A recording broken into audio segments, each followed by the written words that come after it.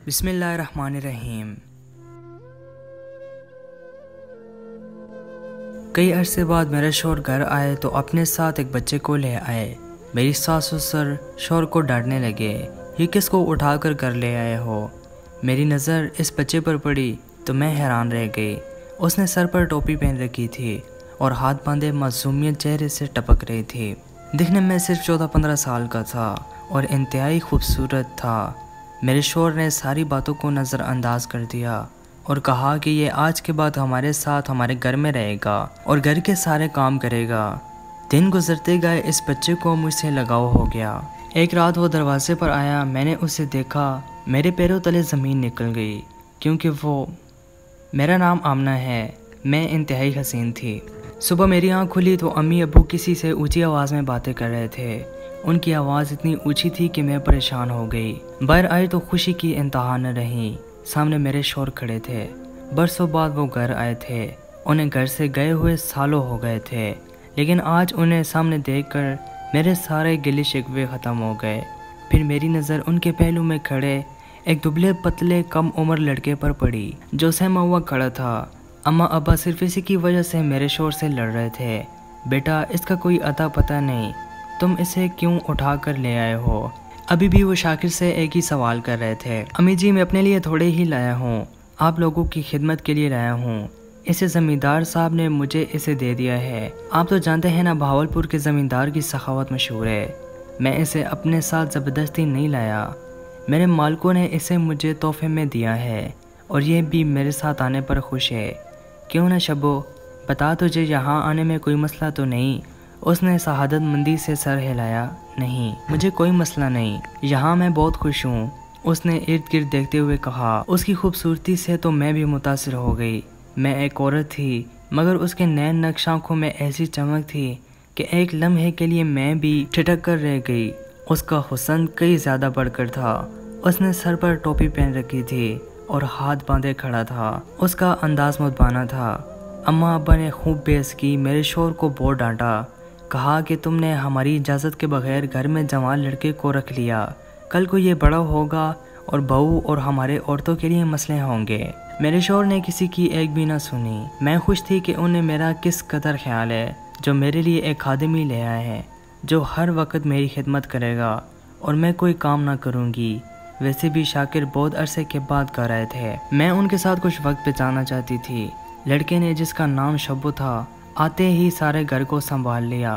हम लोग भी खुश थे। घर में एक तरह का सुकून हो गया था। मगर एक दिन मैं सुबह उठी तो मेरी सास सर पकड़ कर बैठी थी। उनके चेहरे से लग रहा था कि वो बहुत परेशान हैं। उनको इस हालत में देखकर मैं चौंक गई। न जाने क्या हुआ। मैंने पूछा तो कहने लगी, क्या बताऊं, आजकल की औरतों को न जाने क्या हो गया है। हम लोग तो अपने ज़माने में 10 किलोमीटर का फासला सिर्फ पानी भरने के लिए तय करते थे, मगर अब तो औरतें अपने घर का काम करना भी तौहीन समझती हैं। अच्छा तरीका है किसी को बातें सुनाने का। मैंने दिल में सोचा, अब क्या हो गया है। मैंने बेजारी से पूछा, बेटी ये शबो है ना, मुझे इस पर एतबार नहीं है। बाहर का लड़का है, खुदा जाने कैसा होगा। घर में हम औरतें भी हैं, कल को ये बड़ा भी होगा, हमेशा ऐसा तो नहीं रहेगा ना। मेरी सास ने फिक्रमंदी का इजहार किया। माँ जी, लगता है आपको मेरी आसानी से बड़ा मसला है। आप चाहते ही नहीं कि मेरे लिए आसानी हो। मैंने शिकवा कर डाला, बेटी ऐसी कोई बात नहीं है, चलो तुम कहती हो तो मैं खामोश हो जाती हूँ, मगर ये सब ठीक नहीं है। मैंने उनकी बात का कोई जवाब न दिया और अपने कमरे में चली गई। वैसे भी तो शबू हर वक्त मेरी खिदमत के लिए मौजूद रहता था, फिर मुझे इसका क्या डर। दुबला पतला सा फरमावदार बच्चा, 14-15 साल उसकी उम्र होगी। ऐसा बच्चा तो मैंने ज़िंदगी में कभी नहीं देखा था। उसके आने से मेरे शौहर का रवैया भी मुझसे अच्छा हो गया था। हालांकि वो कभी भी मुझसे सीधे मुंह बात ना करते थे, लेकिन आजकल वो मुझे खुद भी हंसाने लगे थे। शाम का वक्त था, मैं और शाकिर कमरे में बैठे चाय पी रहे थे कि दरवाजे पर हल्की सी दस्तक हुई। मैंने देखा तो सामने शबू खड़ा था। क्या बात है शबू? शबू, इस वक्त क्यों आए हो? मेरे शौहर ने गुस्से से कहा, आने दो बेचारे को, इस वक्त कोई बात करना होगी। शबू सर झुकाकर बड़े ही धीमे लहजे में बोला, मालिक मेरी तबीयत ख़राब है, काम नहीं कर सकता, मुझसे काम नहीं हो पा रहा। अगर 2 दिन की छुट्टी दे दे तो मेरी तबीयत संभल जाएगी, वरना मैं ये काम भी नहीं कर पाऊँगा। اس کی یہ بات سن کر میرے شوہر کو غصہ آ گیا۔ نہیں بیگم صاحبہ مہکے جا رہی ہے، تم آرام کرنے کے لیے نہیں آئے ہو، کوئی ضرورت نہیں تمہیں آرام کرنے کی، میں نے تمہیں یہاں خدمت کے لیے لایا ہے، آرام کے لیے نہیں۔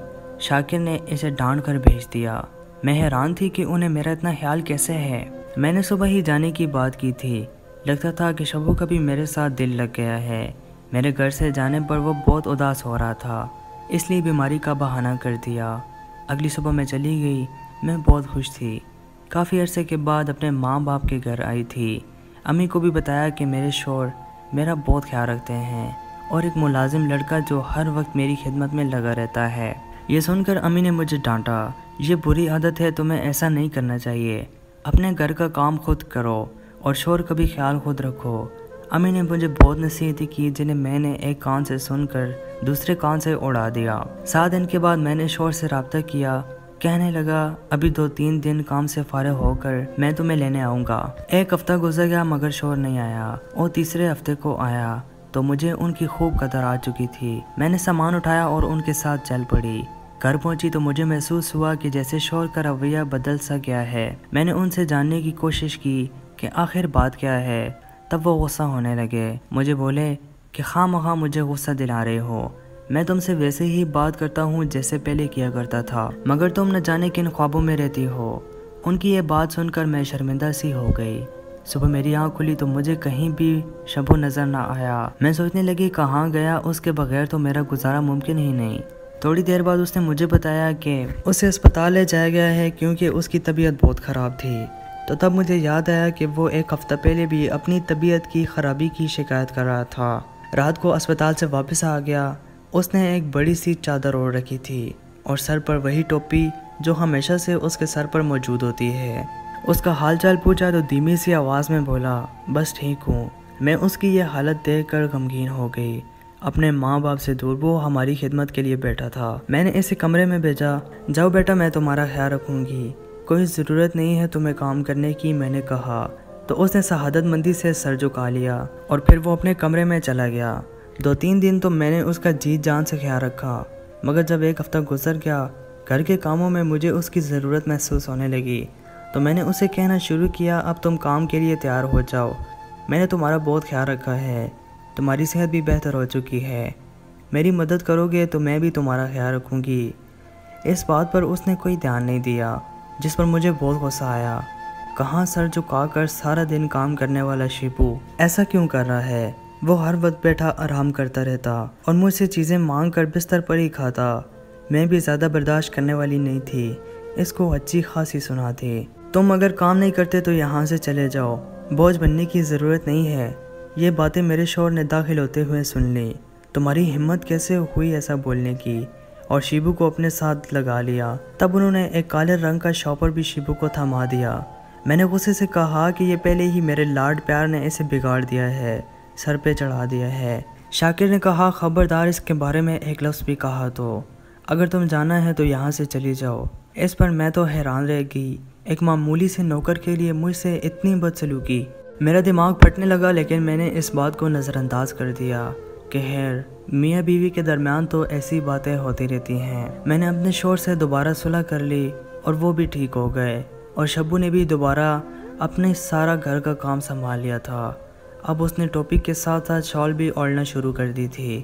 اب تو اس کی چال ڈال بالکل عورتوں جیسی تھی۔ میری پڑوسن ہمارے گھر آئی اور وہ جب بھی آتی تھی تو اپنے ساتھ ایک اچھا مشورہ لے کے آتی تھی۔ شبو نے اس کو چائے لا کر دی۔ اس نے شبو کو سر سے پاؤں تک دیکھا اور سرگوشی میں کہا تم نے کیا سوچا ہے؟ اب اس کا کیا کرو گی؟ اس کو گھر سے نکالو گی؟ اس کی چال ڈال صحیح نہیں ہے، اس کو دیکھو کہیں سے بھی یہ لڑکا نہیں لگتا۔ تم خواہ مخواہ اپنے لیے مشکلات کھڑی کر رہی ہو، انسان کو ہمیشہ احتیاط سے کام لینا چاہیے۔ میں بہت حیران رہ گئی، بھلا شبو سے مجھے کیا خطرہ ہو سکتا ہے؟ لیکن اس کی باتوں سے شبو سے میرا دل برا ہو گیا تھا اور میرے پاس کوئی ایسا ثبوت بھی نہیں تھا جس کی وجہ سے میں شبو سے لڑتی جھگڑتی اور اسے گھر سے باہر نکال دیتی۔ ایک دن صبح میں ناشتہ کر رہی تھی اور شبو کو آواز دینے لگی، لیکن اس نے میری کسی بات کا بھی جواب نہیں دیا۔ میں اٹھ کر اس کے کمرے میں چلی گئی۔ آج اس کے کمرے کا دروازہ غلطی سے کھلا تھا۔ میں نے دیکھا شبو نے سر سے ٹوپی اتار رکھی تھی۔ میں نے اسے بنا ٹوپی کے دیکھا تو میرے پیروں تلے زمین نکل گئی۔ وہ منظر دیکھ کر میں کھڑی رہ گئی۔ اگر دیوار کا سہارا نہ لیتی تو شاید میں وہیں گر جاتی۔ لڑکھڑاتے قدموں سے میں واپس آ گئی۔ اب تو میری سانس بھی خاموش تھی۔ شاید انہوں نے شبو کے وجود کو قبول کر لیا تھا۔ سوچ لیا اب میں اس گھر میں شبو کو نہیں رہنے دوں گی۔ شور کے آتے ہی میں نے شور مچا دیا۔ اب اس گھر میں یا تو شبو رہے گی یا میں رہوں گی۔ میں نے دو ٹوک انداز میں کہا میں اپنا کام خود کر سکتی ہوں، مجھے اس کی ضرورت نہیں ہے۔ کوئی بات نہیں، جیسا تم کہو گی ویسا ہوگا۔ میرے شوہر نے ایسی بازی پلٹی کہ میں حیران رہ گئی۔ میں بھی شبو سے تنگ آ گیا ہوں۔ بس کل ہی میں اس کا سامان پیک کروا دیتا ہوں۔ ویسے بھی ابھی یہ بڑا ہو گیا ہے، اس کے یہاں رہنے کی کوئی تک نہیں بنتی۔ شبو کے خلاف بولتے جا رہے تھے، جبکہ یہ میرے لیے ناقابل قبول تھی۔ ایسا تو کبھی زندگی میں نہیں ہوا تھا۔ میرے ساس سسر اس معاملے میں بالکل خاموش تھے۔ اگلے دن میں صبح اٹھی تو شبو کا سامان لے کر دروازے سے باہر جا رہے تھے۔ شوہر نے کہا اب اس کو اپنے گھر جانا چاہیے، اس بیچارے نے ہماری بہت خدمت کی ہے، اور ان کے جانے کے بعد میں نے خدا کا شکر ادا کیا جب وہ گھر سے چلا گیا، ورنہ میں جیتے جی مر جاتی۔ ساتھ ہی ساتھ میں شاکر پر بھی شکر گزار ہو گئی تھی، جنہوں نے شبو کو گھر سے نکال کر میرا کھویا ہوا چین مجھے لوٹا دیا۔ میں اپنے کمرے میں بیٹھی شاکر کا انتظار کر رہی تھی کہ وہ آئیں گے تو میں ان سے ڈھیر ساری باتیں کروں گی، کیونکہ شبو کی وجہ سے گھر کے حالات خراب ہو گئے تھے۔ شام تک جب شاکر گھر نہ آئے تو میرے ہاتھ پاؤں پھولنے لگے۔ میں نے ساس سسر سے پوچھا، مگر مجھے ایسا محسوس ہوا کہ جیسے ان کو اس بات کی کوئی پرواہ ہی نہ ہو۔ 3 دن گزر گئے، میں برداشت سے باہر ہوتی جا رہی تھی۔ میں نے ساس سسر سے پوچھا تو بولے تو نے اپنا گھر خود برباد کیا ہے۔ میری ساس سسر نے مجھے چابی دی اور کہا کہ اس پتے پر جا کر حقیقت اپنی آنکھوں سے ہی دیکھ لینا، اور خبردار تم نے اگر ہنگامہ کرنے کی کوشش کی تو میرے بیٹے کی خوشی جس میں ہے ہم بھی اس کے ساتھ ہیں۔ میں نے پہلے تمہیں سمجھایا تھا باز آ جاؤ، کسی پر بھروسہ نہ کرو، لیکن تم نے میری ایک نہ سنی۔ اب اپنے کیے کا انجام خود بھگتو۔ اپنی ساس کی یہ باتیں سن کر میری رہی صحیح امید بھی چلی گئی۔ اگلے دن میں اس پتے پر پہنچی۔ وہاں جا کر میں نے فلیٹ کا دروازہ کھولا۔ شاید میرا شوہر چاہتا تھا کہ میں اس حقیقت کو جان لوں۔ دروازہ کھولتے ہی میری آنکھیں کھلی رہ گئیں۔ سامنے شبو کے ساتھ میرا شوہر بیٹھا تھا۔ میں آج تک سمجھ نہ پائی کہ وہ کون تھا جس نے ٹوپی پہنی ہوئی تھی۔ شبو لڑکے کے روپ میں لڑکی تھی۔ اس نے اپنے بال ٹوپی میں بند کیے ہوتے تھے۔ 1 سال اس نے میری خدمت کی، لیکن پھر میرا گھر برباد ہو گیا، میرا شوہر اس کا ہو گیا اور میں اکیلی رہ گئی۔ شبو نے اپنے بطن سے 3 بیٹے پیدا کیے، اور وہ بیٹے میرے شوہر کی جان تھے۔ میرے شوہر نے کہا کہ میں نے زمینداروں کی خدمت کی اور انہوں نے مجھے جرگے میں جیتی ہوئی ایک لڑکی دے دی تھی۔ یہ لڑکی بہت ہی خوبصورت تھی، دیکھنے والے بھی حیران رہ جاتے، لیکن میں نے اسے اس ماحول سے بچا کر لڑکے کا روپ دے کر اپنے ساتھ لے آیا۔ اس کی معصومیت اور خوبصورتی کی وجہ سے میں اس کے ساتھ نکاح کرنے پر مجبور ہو گیا۔ شبو 20 سال کی ہو چکی تھی، مگر میرے لیے وہ ایک بچی کی طرح تھی۔ شبو نے مجھے بڑی بہنوں کی طرح سمجھا، اور آخرکار ہم دونوں کی صلح ہو گئی۔ ہم دونوں ایک ہی گھر میں رہتے ہیں۔ میں اس کا بہت خیال رکھتی ہوں اور وہ بھی میری عزت کرتی ہے۔ دوستوں، مزید سچی کہانیاں سننے کے لیے محمد اسماعیل وائس چینل کو ضرور سبسکرائب کریں اور ساتھ میں دیے گئے بیل پر کلک کریں۔